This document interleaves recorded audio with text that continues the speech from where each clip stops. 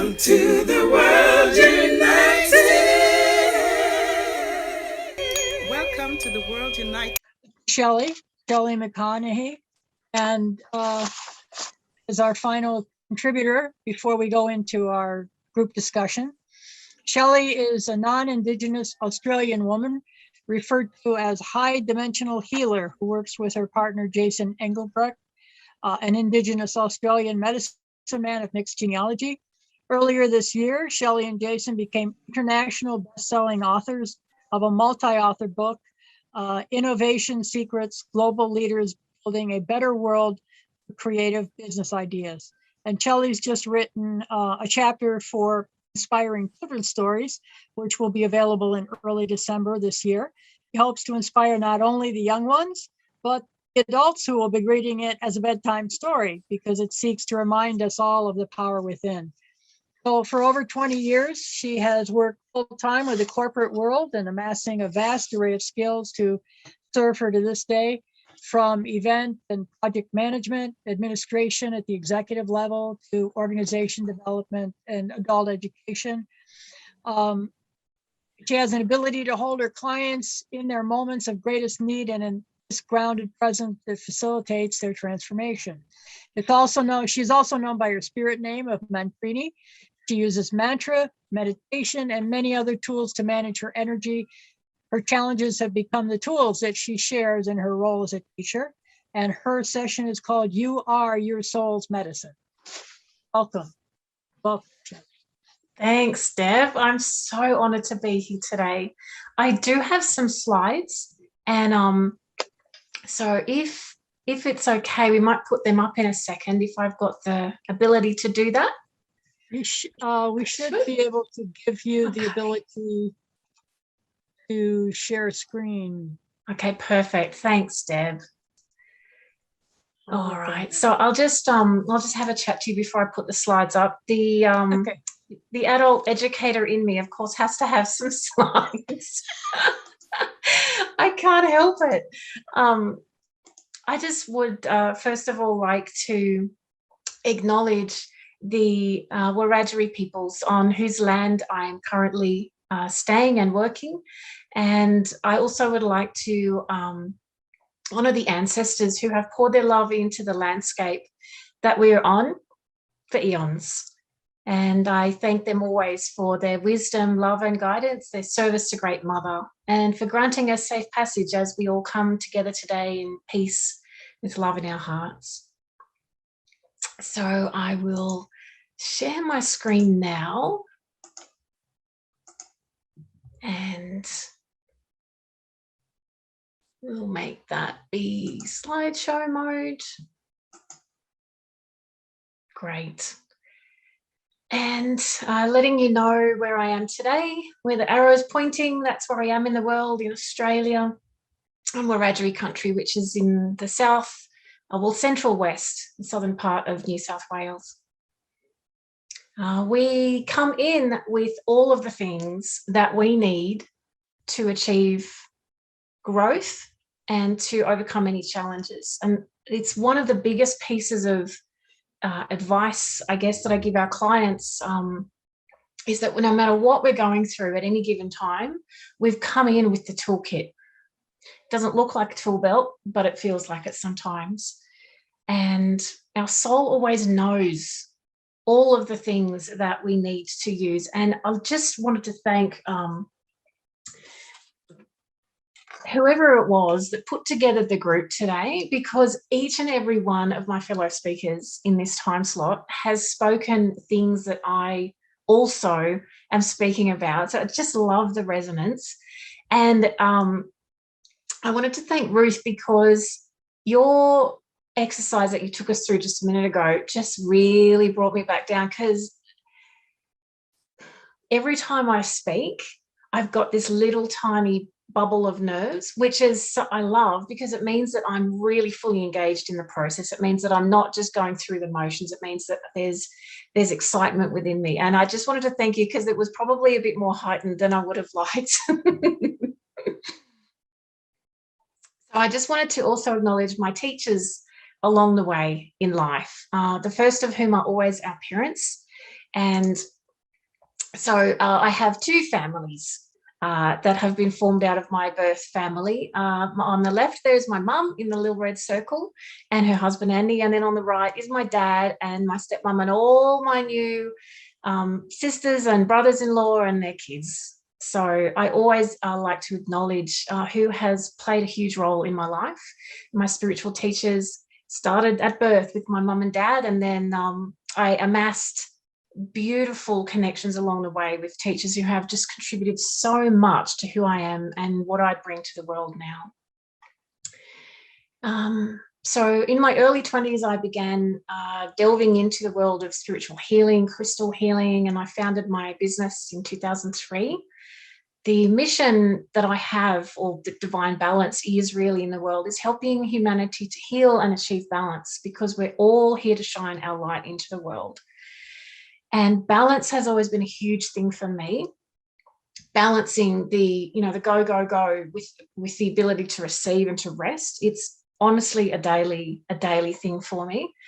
And I tend to walk that tightrope a lot between giving out a lot and then being able to press the pause button. Even finding a day off sometimes is a major challenge for me. So I'm really concentrating on that big time at the moment.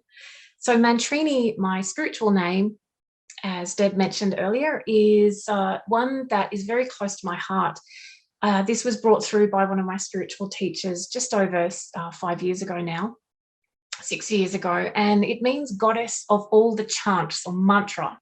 And mantra has played a big role for quite a long time in my world. Mantra for me also, and Mantrini, mean a lot because I went to India in the year 2000 and it felt like I went home, and we were there for about 5 weeks, and I didn't realize at the time, but my mum, who's listening today, found out some years ago that we have family connection or ancestry to India. So when I found that out, it made such perfect sense, because it really felt like home. And mantra for me feels like I'm stepping into alignment with my soul very much when I practice mantra, and when people call me by my spiritual name Mantrini, it tends to call forth more of that power. So if you know anyone with a fancy spiritual name and you're wondering why they like to use that, why don't they just call themselves what they were named at birth, it's because your soul usually chooses the spiritual name that you have. And by using that name, it calls forth more of that knowledge, that power, that resonance with alignment of soul. So, yeah, just in case you've got anyone in your world who has a spiritual name. So Jason here is pictured with a beautiful tea tree, scar tree. And a lovely friend of ours, Valerie, who's a fellow speaker this weekend, funnily enough, said to me the other day, "Oh, that looks like a hand on the tree." So how beautiful. So there's our three hands there. So Jason can't be with us today, but we work together in divine balance with our healing work, and he brings just such beautiful medicine to the world as well. Okay, so why do I say that you are your soul's medicine? There's a number of reasons. Like I said before, we bring with us the toolkit that we need for this life. There's nothing that is going to be arriving on our doorstep that we're not equipped to handle. The reason that we sometimes think that that's not true is because we perhaps haven't practiced it yet. And so it takes those opportunities for growth to show us that we actually do have what it takes. And listening to Marie earlier really struck a chord with me, because I often think, I spent most of my life on and off single, but when Jason turned up sort of 6 years ago, it then really hits home, what on earth would I do without him? What would I do if he wasn't around anymore? And that sense of that devastation without a key part of my life, just really, it made me think, well, what resources would I be pulling on if that was the case? What would my inner landscape be telling me that I needed to do at that point to get through that? And so this is where I love the fact that we have our toolkit already inbuilt.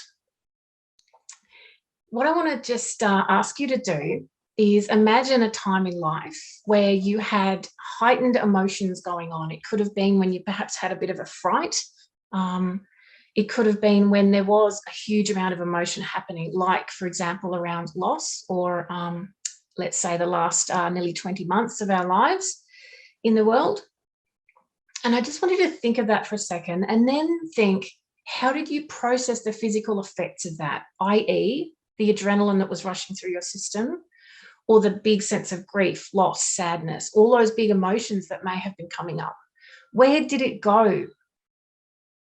Did you clear it, or did you pack it away for later? And I love Ruth's analogy of the backpack, because I often use the same, or a suitcase, that we are like a suitcase, that when we don't get to fully process or clear or really experience it at the time, what happens to that? And so my clients and I often discuss techniques for lifting and shifting that out of the system, for allowing it to arise. And there's so many ways that we can do this. A lot of people like to journal, or they might like to go out into nature and have some exercise, or gentle, walking in nature. Talk therapy, art therapy, all these things are all ways. And I love tapping too. Ruth, thank you for reminding me about the tapping. For me, the biggest one, the most effective one for me is mantra, because we're using our voice, which is a creation tool. Our voice is actually a way of bringing into the physical world that which our soul is feeling or is experiencing. And so sound creates vibrations, which allows things to move. And mantra itself is a tool for transporting the mind, or mantra. The word mantra, it means vehicle for mind. And I love the fact that when we're in a scenario where we can use some mantra out loud, because a lot of the time you can use mantra just in the mind quietly, if you're in a situation where you can't just be happily chanting away, that you can actually, if you use your voice and do the mantra out loud, it will really lift your vibration. You'll feel it. You'll feel your body differently. You'll feel the buzz and the vibration that goes from head to toe. And this vibration not only allows for you to be lifting your vibration or the way you're feeling, but it has a physical effect on the body too. And so when we talk about things that we might have stuffed away for later, that we didn't process at the time, this allows the arising of that to be able to have its airtime, to have its time for processing fully and being released from the system. So I often talk about the benefits of mantra. Even just humming like a bee is mantra. And so just because I know we've got limited time, I'll wrap up now, but I just wanted to also let everyone know that if you're at all interested in mantra, or how that can be used in your world, if you've never done any mantra before, I'm running a weekly, just a free session on Zoom for our clients and friends to pop in, where we let go of the apocalyptic thinking for a while, because that's just, natural at the moment for a lot of people, and look at, when we think about, okay, where do we want to be at the end of all this? What do we want that to be? We're talking about the golden age, the age of Aquarius, this time of heaven on earth that we're ushering in. And yet we have to go through it as well to get there. But let's pull forward that vision that you have for heaven on earth, or the golden age, whatever you want to refer to that as, so that we're welcoming in this state of unity consciousness that we're all talking about. And so what we do during our session is that we have that strong intention in our mind as a group, and then we do our OMs, just really simple mantra for about 30 minutes, and off we go again for the week. But that's available for anyone who just wishes to dip in and connect each week. So I just wanted to let everyone know that that's on, because I think we really need to be remaining connected at this time, and to know that we have each other and that we can connect in this ways. And that's my details there if anyone wants to get in touch and find out more about how they can do that and connect with us. Thank you, Deb. Thank you. Thank you. That's awesome. Everyone's been very, very conscious of time. We appreciate that very much. And we still have almost an hour for discussion. So that's a gift. And I know you saw it just a moment ago. Oops, wait a minute. There we go. I'm not going to answer that question there. I want to make sure everything stays intact.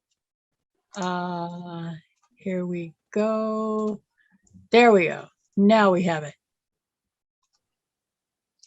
Thanks, Deb. You're welcome. You're welcome. Here we go.